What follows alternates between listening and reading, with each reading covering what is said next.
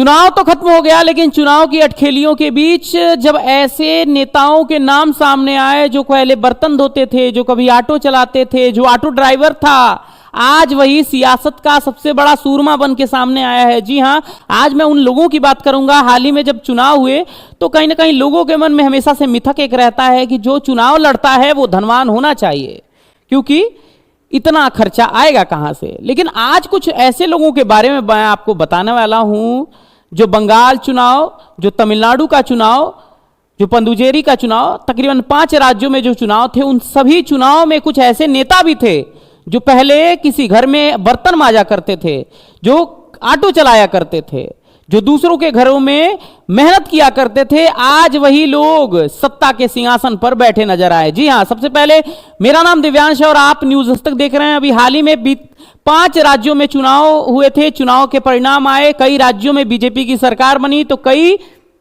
राज्यों में, जैसे केरल के राज्य में यूडीएफ यानी कांग्रेस की सरकार बनी, तो दूसरी तरफ तमाम सी बातें टीवी के भी तमिलनाडु जैसे राज्य में सरकार अपनी बनाने में कामयाब हो पाई। लेकिन उसी बीच खबर यह भी आई कि कुछ लोग ऐसे लोग भी चुनाव लड़ रहे हैं जिनका राजनीति से कोई भी वास्ता नहीं है, वो राजनीति की ABCD तक नहीं जानते हैं। आज ऐसे नामों की हम चर्चा करेंगे। इसमें पहला नाम रत्ना देवनाथ का नाम आता है। आरजीकर की घटना तो आपको याद होगी। आरजीकर की घटना, आरजीकर रेप पीड़िता की मां है रत्ना देवनाथ। वो अचानक चुनाव लड़ने का मन बना लेती हैं। पहले यह लगता है कि कोई उन्हें टिकट नहीं देगा, लेकिन अचानक बीजेपी रत्ना देवनाथ के साथ खड़ी हो जाती है। रत्ना देवनाथ के साथ पीएम मोदी प्रचार करते हैं और प्रचार के दौरान वो पल भी आता है जब रत्ना देवनाथ के सिर पर पीएम मोदी का हाथ रहता है और लोग ये कहते हैं कि अब बंगाल चुनाव में पानीहाटा विधानसभा रहती है। वहां पर रैली के दौरान ये देखने को मिलता है कि किस तरीके से प्रधानमंत्री मोदी का हाथ उनके सर पे रहता है और वो जगह जगह प्रचार करती हैं। और तमाम रिपोर्ट्स में ये बातें भी सामने आती हैं कि किस तरीके से रत्ना देवनाथ को लोग आरजीकर पीड़िता की मां कह के संबोधित करके उन्हें सम्मान दे रहे हैं। उन्हें जब वो रास्ते में जा रही हैं तो लोग उन्हें पकड़कर रो रहे हैं, उनसे माफी मांग रहे हैं, तमाम सी बातें। लेकिन इसी बीच खबर यह भी आती है कि वो अब चुनाव जीत गई हैं। जी हां, पानीहाटा विधानसभा है बंगाल की, जहां पर रत्ना देवनाथ जो आरजीकर रेप पीड़िता की मां हैं, उन्होंने चुनाव जीत लिया है। और तकरीबन आपको मैं बता दूं कि जिस तरीके से लग रहा था कि एक सद्भावना की लहर बंगाल में बह रही है आरजीकर पीड़िता की मां के लिए, लोग ये भी लिख रहे थे कि अगर कोई जीते ना जीते, ये पीड़िता की मां जरूर जीतनी चाहिए, और वो हुआ भी। दरअसल रत्ना देवनाथ बंगाल चुनाव में पानीहाटा विधानसभा से चुनाव जीत गई हैं। सोचिए, उनका राजनीति से कोई नाता, दूर दूर तक नाता नहीं था, वो राजनीति का ABCD भी नहीं जानती थी और वो चुनाव जीत गई हैं। बात को कहीं ना कहीं बीजेपी ने इस तरीके से प्रेजेंट किया कि महिलाओं की सुरक्षा की बात हो तो वाकई में रत्ना देवनाथ का नाम सबसे आगे आना चाहिए, क्योंकि वो आरजीकर रेप पीड़िता की मां थी, को इसका प्लस पॉइंट मिला और रत्ना देवनाथ उस क्षेत्र से जीत चुकी हैं। दूसरा नाम आता है एक ऑटो ड्राइवर का। जी हां, एक ऑटो ड्राइवर जो पहले ड्राइवरी करते थे।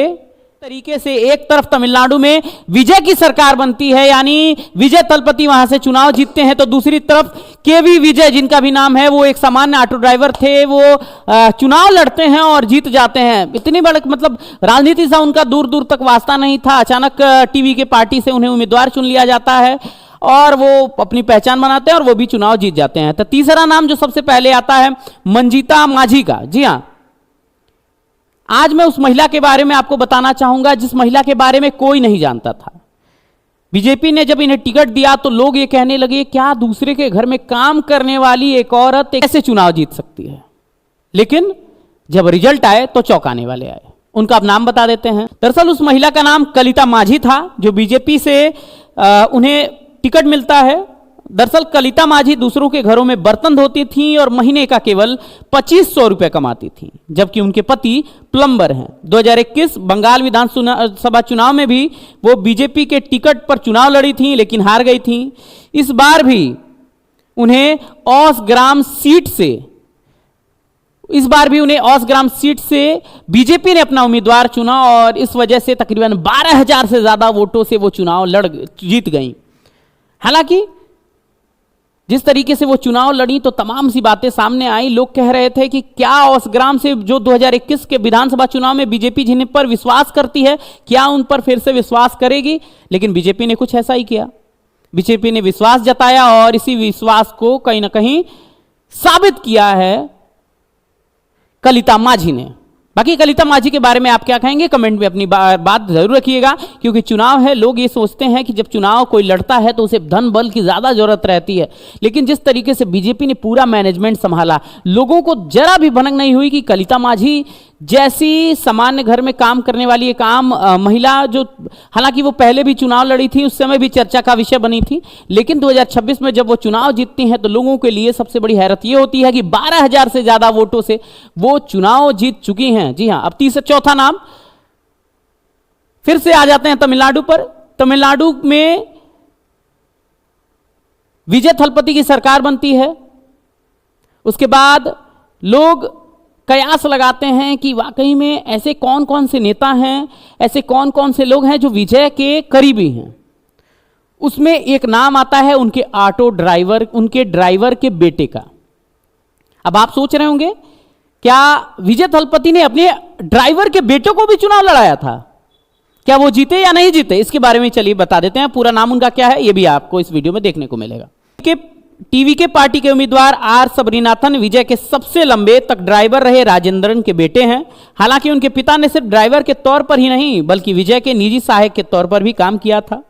सबरीनाथन ने इंजीनियरिंग की पढ़ाई की है। हलफनामे में मुताबिक उनकी कुल संपत्ति सिर्फ 25 लाख है। उन्होंने कतर में नौकरी की। इस दौरान उन्हें विजय की पार्टी के बारे में पता चला और वो चेन्नई आकर उनसे जुड़ गए। सबरीनाथन बीरप्पन सीट से चुनाव लड़े थे और पहली बार में ही वो उन्होंने जीत हासिल की।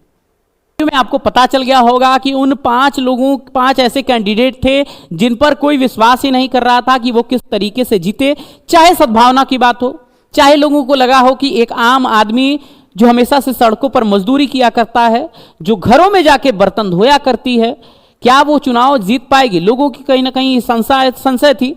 हालांकि रत्ना देवनाथ के बारे में यह भी कहा जाता है कि रत्ना देवनाथ के लिए सद्भावना की बयार दूसरी पार्टियों से ही बह चुकी थी, यानी दूसरे पार्टी के लोग भी चाहते थे कोई जीते या नहीं जीते, रत्ना देवनाथ जीतनी चाहिए, क्योंकि आरजी कर पीड़िता की कहानी, मतलब आरजी कर पीड़िता की मां की कहानी, जब वो दूसरे घरों पे जाया करती थी, लगातार लोग उन्हें पकड़कर रोया करते थे, तो लोग ये सोचते थे कि वाकई में वो जीतनी चाहिए थी। दूसरी तरफ कलिता माझी के बारे में कहा जाता है कि कलिता माझी दूसरों के घरे में बर्तन मांजा करती थी। 2021 के चुनाव में वो चुनाव लड़ चुकी थी, लेकिन 2026 में बीजेपी उन्हें फिर से टिकट देती है और वो तकरीबन 12,000 वोटों से जीत हासिल करती हैं।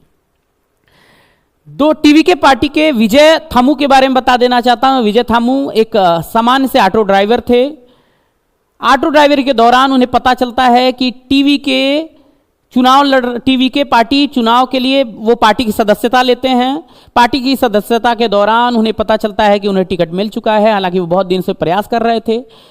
वो चुनाव लड़ते हैं और अच्छे तरीके से जीत हासिल करते हैं। फिर से आर सबरीनाथन का नाम आ जाता है। आर सबरीनाथन यानी विजय के जो थलपति विजय हैं, उनके जो ड्राइवर थे राजेंद्रन, उनके बेटे हैं। हालांकि आर राजेंद्र ने निजी सहायक के तौर पे काम किया था, तो लोगों को जरा भी भनक नहीं हुई कि एक ऐसा ड्राइवर का बेटा भी इस बार चुनाव सिर्फ लड़ेगा नहीं बल्कि जीत भी हासिल करेगा। तो राजनीति की कुछ ऐसी बातें हैं, क्योंकि हमेशा से राजनीति को ये समझा जाता है। और मैं एक शायरी के दौरान ये कह के इस वीडियो की समाप्ति करूंगा। आप जान गए होंगे कि राजनीति में धन बल तो जरूरी है ही, लेकिन जिस तरीके से कुछ नेताओं ने इसे, कुछ लोगों ने इस मिथक को तोड़ा है, आपको पहले वो शायरी मैं आपको बता देना चाहता हूं। तो मैंने एक शायरी वहां पे ये किया है कि हाथों में झाग था, आंखों में सपने थे, दूसरों के बर्तन थे मगर अपने भी अपने थे। आज वही हाथ सत्ता की पहचान बन गए, जो कल तक सिर्फ मेहनत करते थे आज वही सम्मान बन गए।